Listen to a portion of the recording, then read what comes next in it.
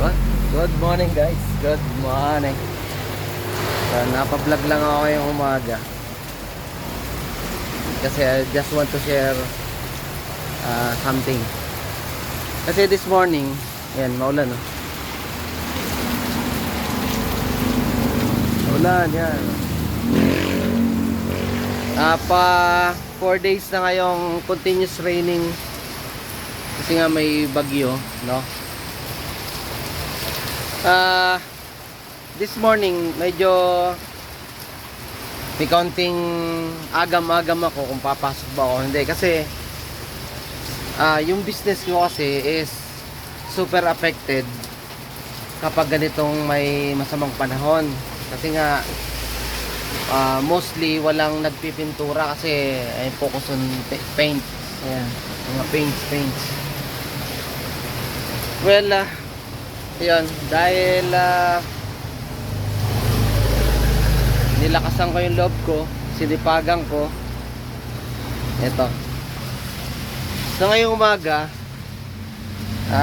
kinakabahan ako baka di ako makabenta kasi nga sobrang maulan kasi malakas ang ulan, no? Well, naisip ko lang na i-share ito. Yan, share sa inyo na ganun pala talaga ang pagnenegosyo, no? May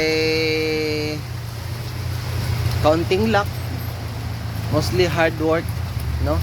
Mostly kasi kung titingnan yung location ko, yan, yung analysis ko kasi ay parang mangingisda, I'm catching fish, no? As andyan na yung andyan na yung mga fish dumadaan lang doon sa harap ng tindahan ko. So, sabi ko nga, as long as you have bait to throw in the water, you have still have chance to catch the fish. And I proven this morning. So, maaga pa lang nakabenta na ako, no? So, masaya ako as business owner na yan, tapos tayo na. Tulad dito, may isang naman. Boss, ay, boss, may cold saver na... magkano yung closing na isang timba? hold ko lang Yeah, may bumili.